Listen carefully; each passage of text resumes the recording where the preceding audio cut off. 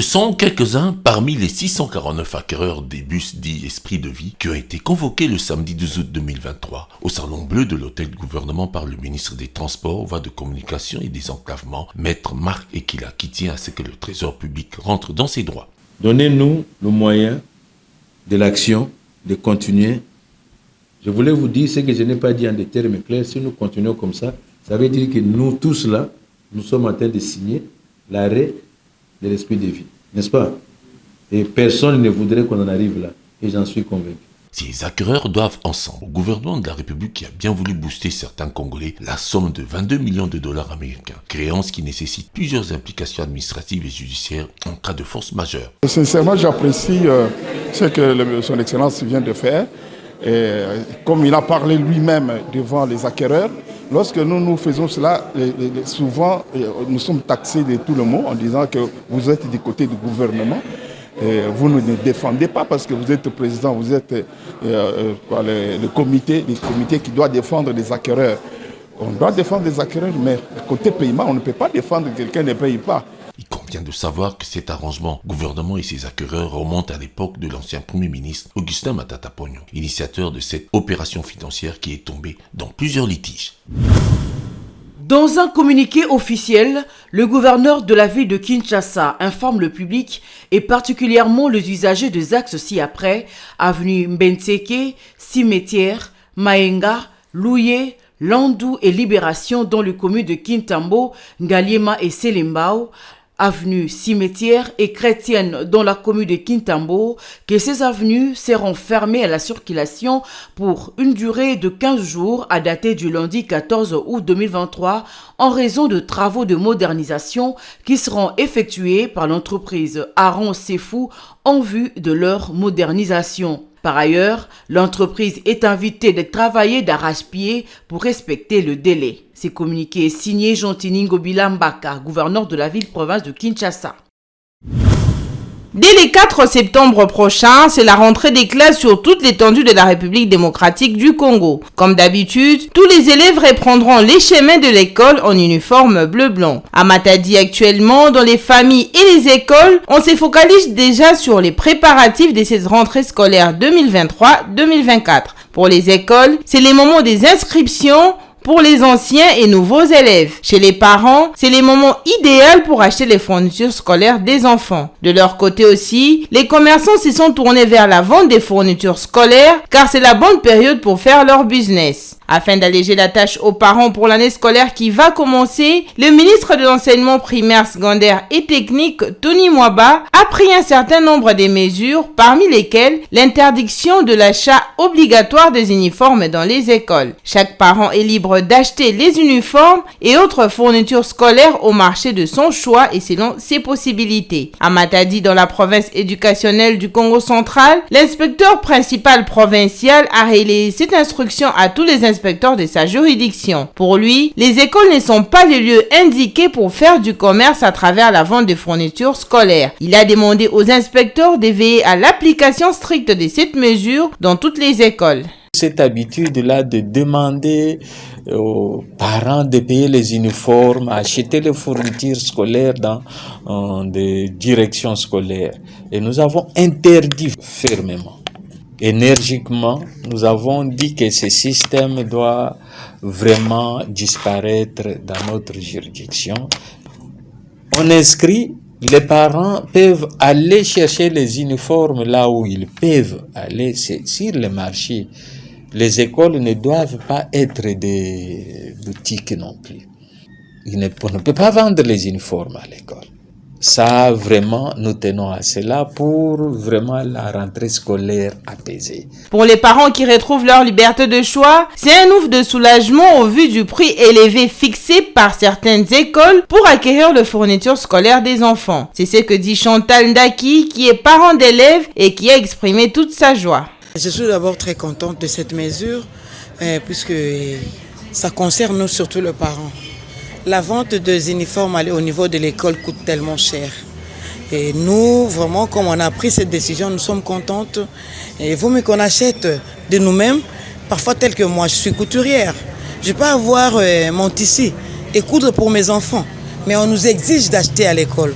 Vraiment, je suis très contente de ça. Cette mesure entre dans le cadre des réformes initiées par le gouvernement de la République en collaboration avec ses différents partenaires dans le domaine de l'éducation. En plus de la gratuité de l'enseignement au niveau de l'école primaire qui fait déjà ses preuves, d'autres mesures sont prises pour améliorer le système éducatif congolais et augmenter le taux de scolarisation en RDC. L'objectif, c'est de donner la chance à tous les enfants en âge scolaire d'aller à l'école.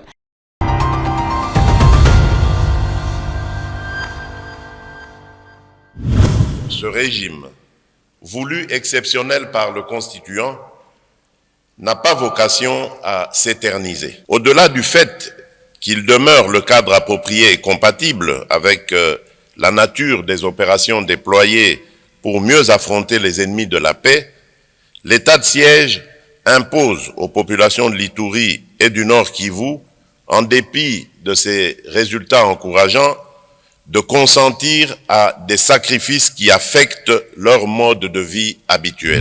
Le village se vide de ses habitants qui sont en brousse fuyant l'insécurité. Ipongi est devenu désert, il n'y a plus personne.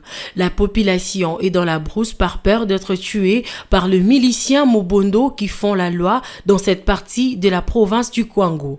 À en croire le gouvernement provincial réuni en réunion de sécurité le lundi 15 août, les effectifs militaires dans la région pour maintenir la paix ont été renforcés. Il prévoit d'organiser une conférence de paix, de réconciliation avec le vrai parti prenante. Seul le dialogue pourra résoudre ce problème. Cette insécurité cause un mouvement massif de déplacés vers d'autres agglomérations, créant ainsi une situation humanitaire désastreuse qui requiert une urgente assistance. Les autorités provinciales maintiennent en vigueur le couvre-feu de 22 à 6 heures du matin. Les forces de l'ordre et de sécurité sont déployées dans plusieurs coins de la province. Notons que l'insécurité créée à Kwamut, Bagata et Amaluku par la milice Mobondo a touché le 12 mai dernier la province du Kwango, faisant des morts, des déplacés et de nombreux dégâts matériels.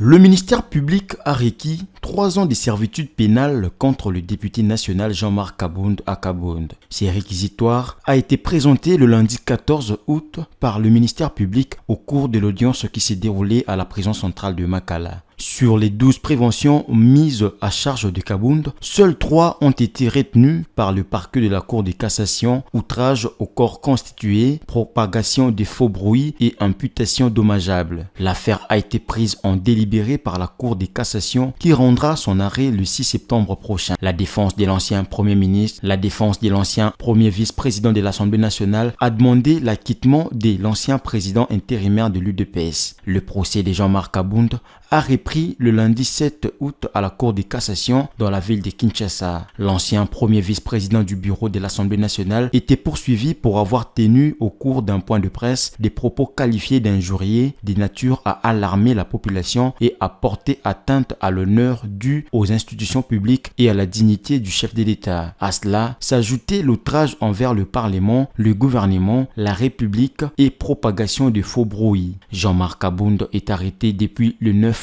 août après son audition au parquet près la Cour de cassation et a été gardé à la prison centrale de Makala.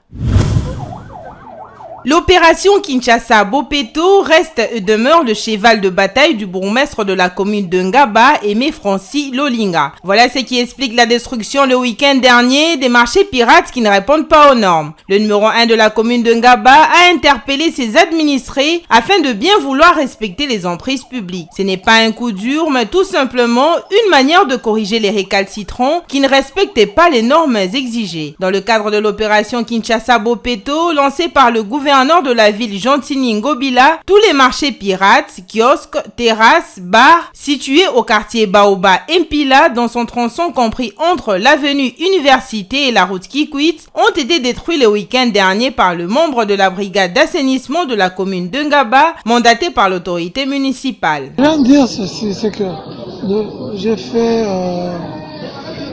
c'est ma deuxième descente sur l'avenue Kikwit dans le cadre du Salongo.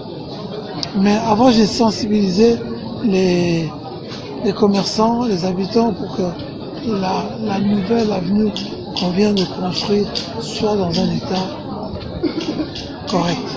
Malheureusement, comme à chaque fois, on exagère, on essaie de prendre de l'espace de la rue. Et là, il va y avoir des véhicules un peu plus rapides. On risque d'avoir des accidents. Ça, c'est un. Et puis pour la beauté, la propreté de cette rue, il faut que tous ces hangars qui dépassent devaient disparaître. Ils me connaissent, ils savent très bien que je ne suis pas quelqu'un qui détruit pour détruire. J'ai prévenu et je n'ai rien détruit de dur. Si il y avait des constructions dures et que j'avais détruit, on aurait pu m'accuser de ça. C'est des hangars, des choses qui ne sont même pas beaux à voir. Et j'ai fait ça pour la beauté de la rue et aussi pour la sécurité. La destruction de marchés pirates reste et demeure une mesure salvatrice car cela épargne la population à plusieurs dangers, mais la construction des marchés proprement dite est aussi la solution pour tourner la page des marchés pirates.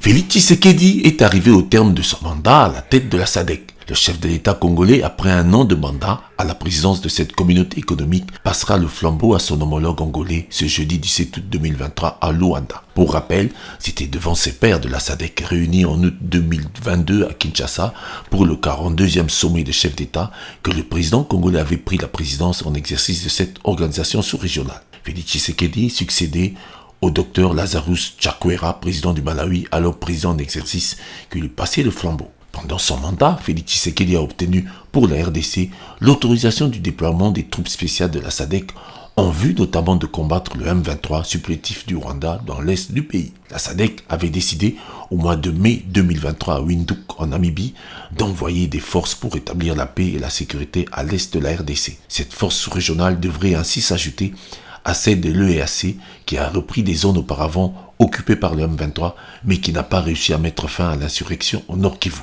À ce point, il y a encore de la route à faire quant au rétablissement de la paix et la sécurité à l'est de la République démocratique du Congo.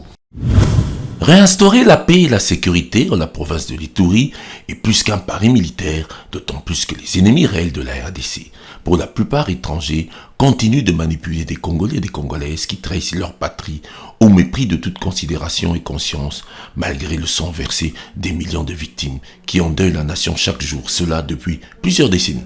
Le gouverneur militaire de la province martyre de l'Ituri, le lieutenant-général Johnny Luboya Nkashama, après avoir mis la main sur plusieurs criminels qui désolent les populations civiles, s'est rendu compte que l'insécurité locale est plus la conséquence de plusieurs manipulations qui veulent décrédibiliser l'état de siège décrété pour des bonnes raisons par le chef de l'État. Comme ça, s'il y a l'insécurité ici en Ituri, c'est parce qu'on ne veut pas adresser le vrai problème. On ne veut pas adresser le vrai problème. On trouve toujours des échappatoires. Il y a un problème, ah non, c'est l'armée. Il y a un problème, non, c'est la police. Il y a un problème, non, c'est l'état de siège. C'est trop facile. Non seulement c'est trop facile, mais c'est trop bon aussi. L'état de siège peut partir aujourd'hui, je vous ai toujours répété, et je veux que les Ituriens m'écoutent. L'état de siège peut partir aujourd'hui. Si le chef, nous sommes venus en mission, si le chef de l'État dit maintenant, il dit maintenant partez, il ne nous laissera même pas le temps d'aller faire nos valises. Parce que c'est comme ça nous les militaires. Il y aura un avion là-bas, nous allons partir. C'est comme ça, nous sommes formés comme ça. Mais il restera un problème. Ainsi, sans tourner autour du pot, le gouverneur militaire, en présentant ses bandits avec leurs complices et traites congolais à la population, a dévoilé les véritables mots qui distraient et trompent les communautés ituriennes, dont la haine ethnique et tribale, qui ne peuvent pas aider à réinstaurer une paix durable comme la sécurité des biens et des personnes. Il y aura un problème. La réconciliation, comme je vous ai parlé. Le pardon. Vous êtes-vous réconciliés? Vous êtes-vous pardonnés? C'est de ça qu'il s'agit. Parce que sinon, nous restons dans la même situation, avec des bandits qui viennent profiter du désordre que nous-mêmes nous créons ici. Pourquoi ils quittent la Tchopo pour venir ici? Pourquoi? On n'a pas que la Tchopo. Et on n'a pas que l'Ituri, ils peuvent aller au nord Bangui, au sud Bangui, à Lissala. Mais pourquoi ils viennent ici? C'est parce que entre nous ici, il y a un problème. On a un climat ici qui permet que ce genre de garnement de monsieur arrive ici, qui viennent profiter dans cette eau trouble. Et c'est le message que je voudrais encore lancer. Aux Congolais et Congolaises de prendre conscience face à ces dangers qui risquent de perdre pour longtemps encore l'ensemble du pays. 2 jours se sont écoulés depuis que l'autorité provinciale a pris la décision de rendre obligatoire les extincteurs dans tous les bâtiments et véhicules de transport en commun. Dans certaines entreprises spécialisées dans la prévention incendie, les clients ne se bousculent pas. C'est ici qu'on vend des extincteurs et autres dispositifs anti-incendie. Les rares clients qui viennent acheter sont des sociétés. La culture des extincteurs n'est pas encore ancrée dans la mentalité congolaise. Pourtant, le prix d'un extincteur pour véhicule, par exemple, ne s'élève qu'à 15 $. Dans la commune de Limete, au quartier industriel de Kinshasa, plusieurs entreprises installées dans ce coin de la capitale sont pour la plupart dépourvues d'extincteurs. Pourtant, on trouve ici des entrepôts de carburant, des dépôts de friperies et des usines utilisant le matériel hautement inflammable. Nous, on ne savait même pas qu'il y a un contrôle qui arrive. Mais déjà, on sait que quand vous avez par exemple un dépôt de friperie comme ça, on peut vous surprendre par le feu. Donc, il faut être vraiment à jour. Voilà pourquoi, déjà, il y a des petits contrôles ici de l'extincteur. Tu ne peux pas commencer un dépôt sans extincteur. Et ça a aussi une validité. Donc, c'est 6 mois après, raison pour laquelle nous avons contacté les services approprié, on nous a vendu ça. Et non seulement on peut vous vendre, on vous donne aussi la petite formation, comment ouvrir, comment tu peux intervenir quand il y a le feu. Et on doit vous donner aussi les documents, parce qu'il y a un contrôle qui est toujours là. Les véhicules constituent une catégorie sur laquelle les autorités de Kinshasa comptent prêter une attention particulière quand viendra le contrôle dans 3 semaines. Les taxis et taxibus trouvés sur le boulevard du 30 juin ne sont pas pourvus d'extincteurs. Les conducteurs disent rouler sans cet appareil et cela ne semble pas les gêner. Pour eux, c'est une situation normale car les véhicules qui passent par la douane congolaise en provenance de l'Occident ou de l'Asie sont dépouillés de leurs extincteurs au port. Les conducteurs qui reconnaissent l'importance de l'extincteur ne savent pas pour la plupart où l'acheter à Kinshasa. L'extincteur est arrivé dans le véhicule. C'est à partir de Boma, quand on a ouvert le véhicule, ils ont retiré ça. Et nous remarquons que quand le véhicule prend feu sur le boulevard, il n'y a pas de sable. Vraiment, il nous faut ça parce que ça va beaucoup nous aider.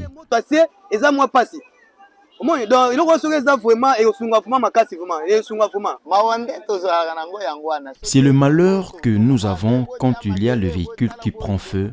Il faut d'intervention pour mettre de l'eau ou les sables, c'est pénible. Parce que nous savons que quand nous appelons les interventions, souvent elles ne viennent en retard. Plusieurs cas d'incendie des bâtiments et véhicules ont été signalés ces derniers temps à Kinshasa. Les 2 derniers en date survenus sur l'avenue Bypass ont fait au moins 10 morts. Ils ont impliqué un camion-citerne et un bus de transport en commun.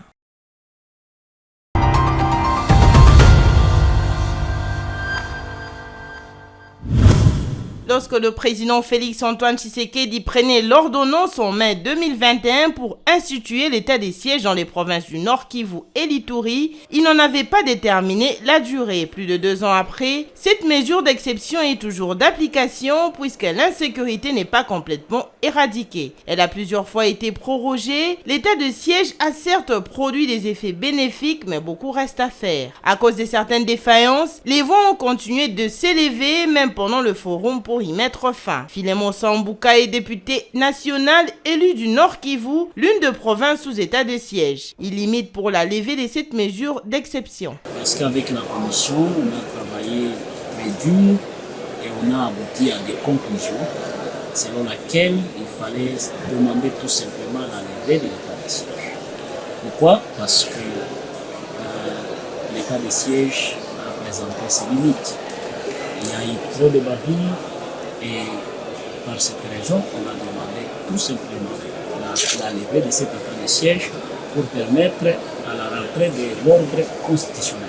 Une autre opinion non moindre est celle qui milite pour l'état des sièges soit maintenu. Ceux qui soutiennent cette idée estiment qu'avec la présence des groupes armés qui continuent de s'aimer la mort, cette mesure a encore sa raison d'être. Ferdinand Kitenge soutient l'état de siège d'autant plus que les rebelles du M23 écument encore la province du Nord Kivu où ils occupent encore de nombreuses localités avec l'appui du Rwanda. Nous avons soutenu qu'il y ait le maintien de l'état de siège en vue d'apporter la paix et la sécurité dans la région. Voilà notre position. Pourquoi? Parce que si aujourd'hui on parvient à lever par sentiment, permettez le terme, à lever l'état de siège, ce qui veut dire on sacrifie la population à la merci des Ougandais, des Rwandais qui nous attaquent sur le M23. Le collectif des victimes de l'agression rwandaise s'est invité au débat à la clôture de cette table ronde. Ces activistes ont fait irruption dans la salle de congrès où s'étaient nés les travaux pour faire entendre leur voix. Banderole en main, ils ont demandé aux autorités de renforcer les capacités des FARDC pour mettre fin à l'aventure de groupes armés dans le M23 soutenu par le Rwanda. Nous, dans le Nord Kivu, on ne soutient pas les négociations avec le M23. Les institutions ne manquent de rien. Nous leur demandons de frapper nos adversaires et les chasser loin de notre pays. Ensuite, nous voulons que ceux qui nous dirigent ne pensent pas aux élections sans Rutshuru, sans Masisi et sans Kwamouth. Les travaux étant finis, les conclusions vont être transmises au chef de l'État qui en fera l'arbitrage. Les yeux sont maintenant tournés vers la présidence de la République pour attendre la décision du chef de l'État. Félix-Antoine Tshisekedi va certainement user de son pouvoir discrétionnaire pour le faire. En attendant ces décisions, l'état des sièges a de nouveau été prorogé de 15 jours à compter de lundi dernier. Dans une correspondance adressée à la FECOFA, la CAF a bel et bien confirmé la tenue de la rencontre RDC-Soudan au stade des Martyrs pour le compte de la 6e journée des éliminatoires de la CAN Côte d'Ivoire 2023, après avoir dépêché à Kinshasa un inspecteur la semaine dernière pour savoir si le stade répond aux normes exigées par la FIFA après les travaux de réhabilitation. En dépit de cette rencontre, la CAF attire l'attention des autorités sportives congolaises en précisant que les travaux de l'esplanade du stade des Martyrs ne sont pas encore terminés et doivent reprendre aussitôt après le match du 9 septembre prochain à Kinshasa. Par contre, la CAF a reconnu les efforts fournis par la République démocratique du Congo qui a terminé certains travaux dans ce stade. Je confirme cette information, d'autant plus que la CAF a écrit à la FECOFA et nous étions le tout premier, très tôt matin déjà. On était informés de la situation. CAF, vous savez, une décision de la CAF sort toujours de conditionnalités. Ils nous ont donné 4 conditionnalités. Ils ont rajouté dessous et donc nous devons nous employer pour minimiser davantage les 4 conditionnalités. Rappelons qu'en février dernier, le stade a été fermé et ne pouvait pas accueillir les rencontres internationales parce qu'il ne répondait pas aux normes demandées par la CAF et la FIFA, obligeant ainsi clubs congolais, en particulier ceux de Kinshasa, à chercher d'autres stades pour jouer leurs matchs.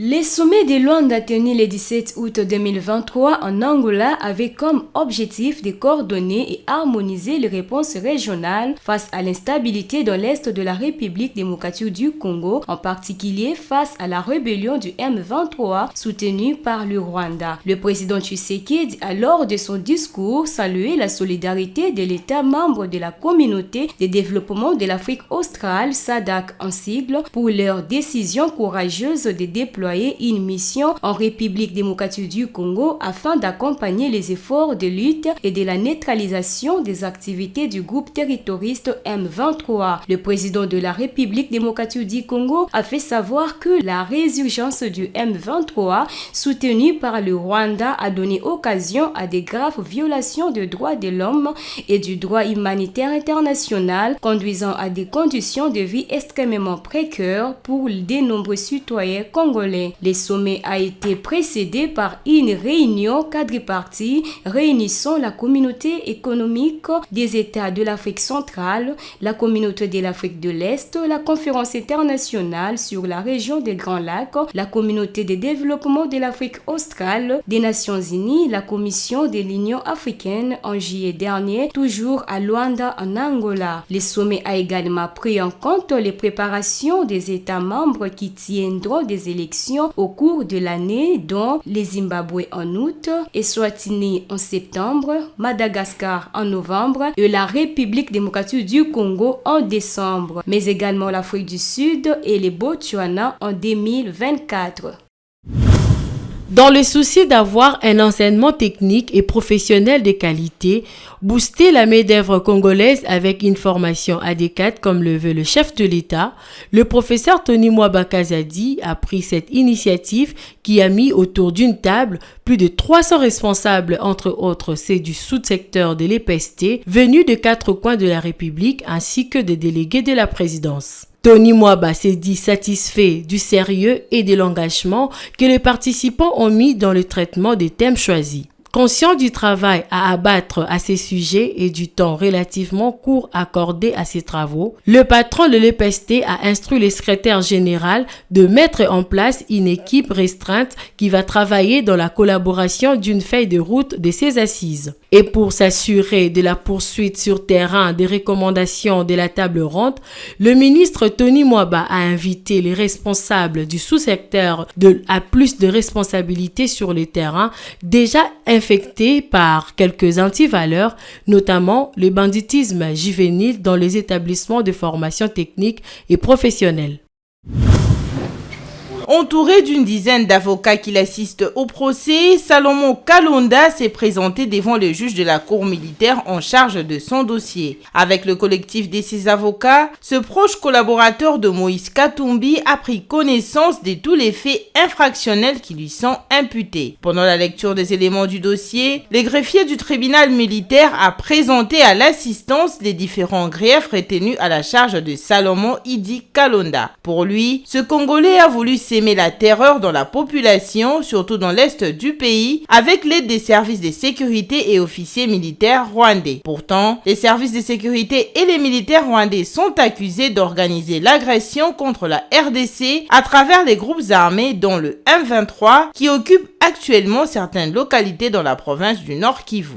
Étant congolais, rendu coupable de trahison notamment par le fait de livrer à une puissance étrangère, à une organisation étrangère ou sous contrôle étranger à leurs agents, soit des troupes appartenant aux forces armées congolaises, connaissant la détermination des autorités civiles et militaires rwandaises et du M23 d'agresser militairement la République démocratique du Congo et y s'aimer la terreur.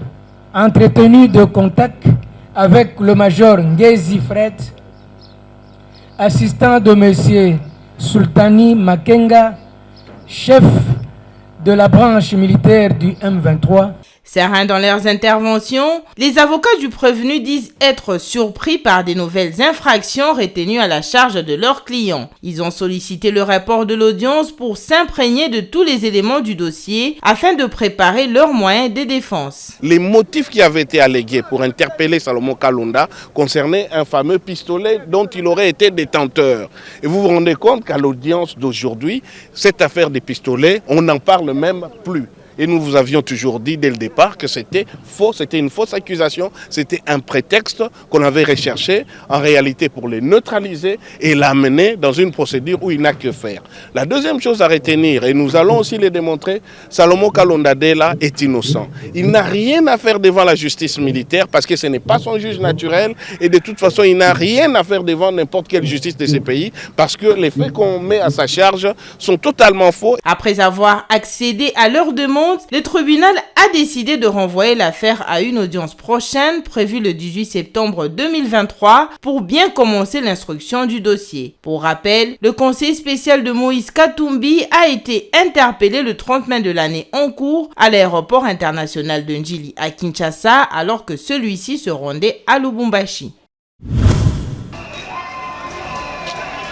Le non-respect des engagements pris par le gouvernement à Bibois 1, 2 et 3 est l'objet de la discorde entre la synergie des infirmiers, ville-province de Kinshasa et le gouvernement. Ces accords de Bibois prévoient l'alignement à la prime de risque de nouvelles unités à travers le pays, la mécanisation des infirmiers non payés, la titularisation et la promotion en grade, ainsi que l'admission sous statut des nouvelles unités. Une démarche menée depuis belle lurette qui n'a jamais obtenu gain de cause. Alors que jugé légitime par les personnels soignants, un consensus avait été trouvé lors des travaux organisés entre les deux parties, dont le gouvernement et les syndicats des infirmiers.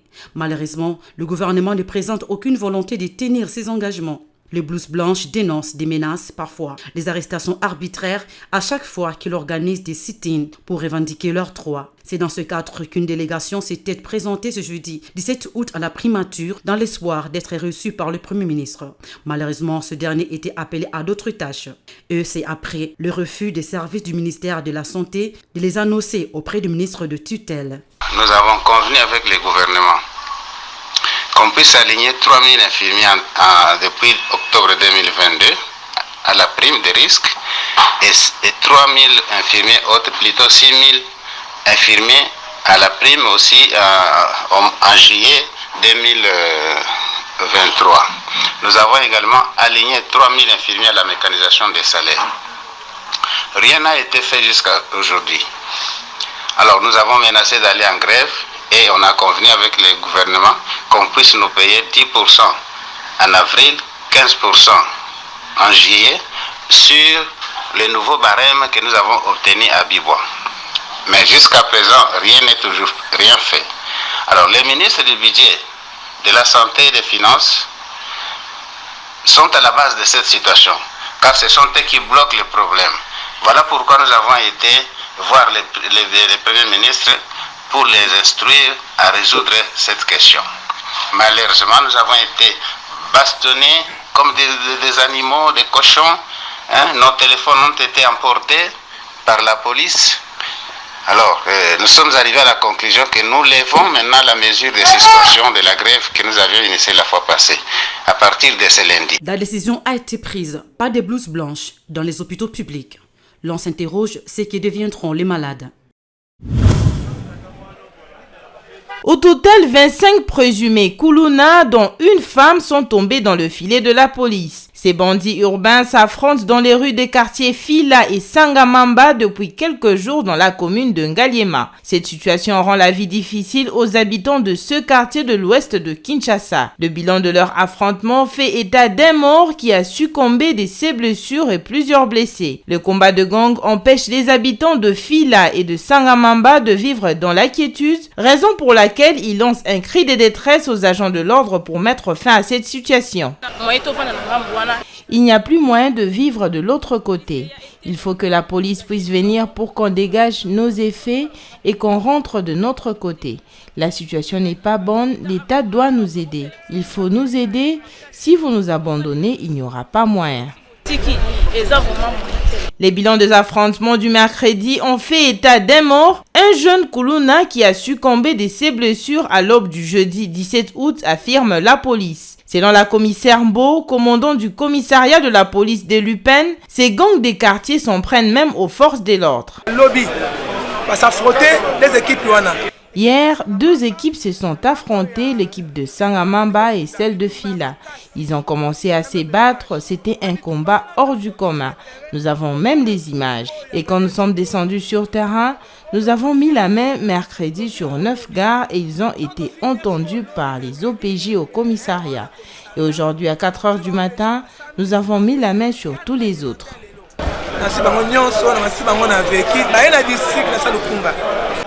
C'est un gros soulagement pour les habitants des quartiers Fila et Sangamamba. Ils espèrent passer des nuits et jours paisibles grâce à ce coup de filet de la police. La police est dit déterminée à mettre fin à ce phénomène Kuluna qui a pris de l'ampleur dans la ville de Kinshasa ces derniers jours. Le nouveau commandant de la ville a annoncé récemment les débuts des opérations spéciales de traque contre les bandits de grand chemin.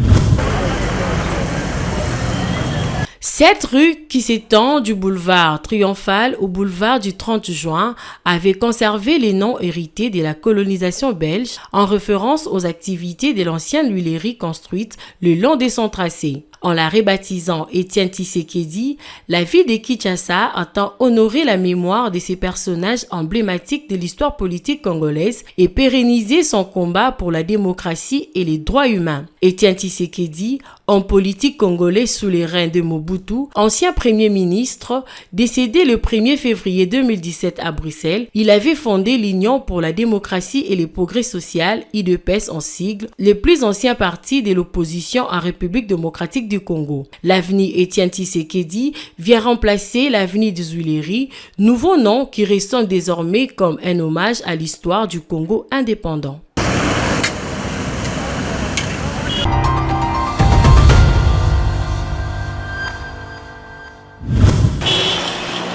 En République démocratique du Congo, les ressortissants ouest-africains suivent de près l'évolution de la situation politico-sécuritaire dans cette région. C'est depuis le coup d'État militaire mené au Niger contre le président Mohamed Bazoum. Dans la capitale Kinshasa, c'est au grand marché que l'on trouve un grand nombre d'expatriés venus de l'Afrique de l'Ouest. Ils font pour la plupart du commerce des vêtements. Amadou Alala est malien, un autre pays de l'Afrique de l'Ouest dirigé par des militaires. Il souhaite l'émancipation de l'Afrique, mais dans la paix. À quelques mètres de la boutique d'Amadou sur la célèbre avenue Louvois se trouve le magasin de Fofana Salemadi, originaire de la Guinée-Conakry. Il est président de la diaspora guinéenne en RDC. Monsieur Salemadi pense qu'une intervention militaire de la CEDEAO au Niger aura les mêmes résultats qu'en Libye après l'assassinat de Muammar Kadhafi. Eux-mêmes doivent savoir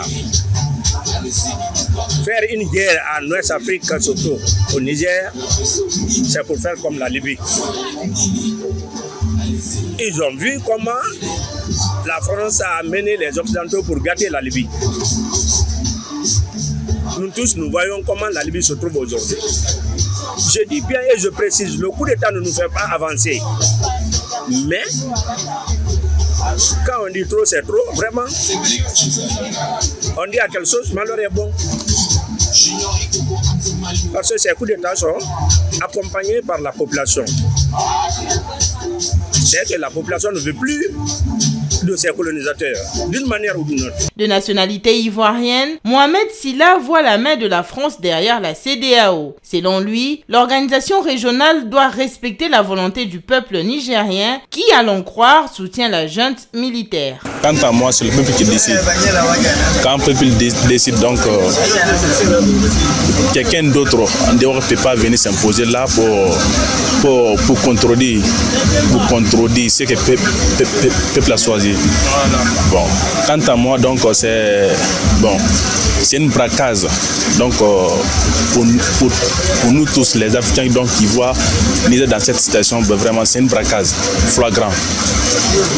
Comment est-ce que donc CEDEAO peut soutenir donc la voix de la France là pour venir combattre les frères africains? Les résolutions de la réunion des chefs des armées de la CEDEAO sont attendues dans les heures qui viennent. La décision qu'ils prendront devra être entérinée par les chefs d'État.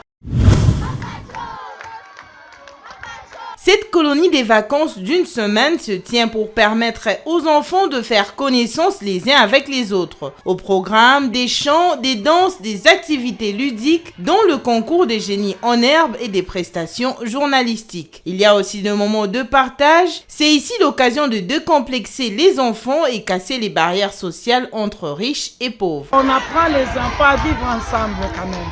Les enfants riches et les enfants pauvres. Ils refusent de manger, par exemple, les foufous. Ils disent, premier jour, ils vont dire non, moi je ne mange pas les foufous parce que chez nous on mange seulement les spaghettis. Moi je dis alors mange d'abord les foufous. Je vais te donner les spaghettis après les foufous. Et premier jour comme ça, deuxième jour, il va essayer de manger les foufous. Jusqu'à la fin de la colonie, il va commencer à manger les foufous. Durant des occasions comme celle-ci, les enfants apprennent non seulement le vivre ensemble, mais sont également à l'abri des activités nuisibles. Occuper les enfants pendant les vacances reste un véritable défi pour plusieurs parents. Cette colonie des vacances est une réponse à cette carence. Certains parents, à l'instar de Clément Moulumba, apprécient cette initiative. Dans le temps de vacances, les enfants ont beaucoup de problèmes. Des fois, les parents distraits, les enfants se donnent à n'importe quel jeu. Mais quand il y a une colonie de vacances, les enfants sont encadrés par l'église, les enfants sont encadrés par le parent. Comme vous voyez là-bas, nous sommes là, il y a nous qui sommes parents, nous sommes là en train d'éduquer des enfants, nous avons les sœurs religieuses. Les grandes vacances touchent à leur fin ainsi que cette colonie. Le rendez-vous sera pris pour l'année prochaine. Avec l'engouement de cette édition, la prochaine va certainement drainer un peu plus de monde au grand bonheur des enfants.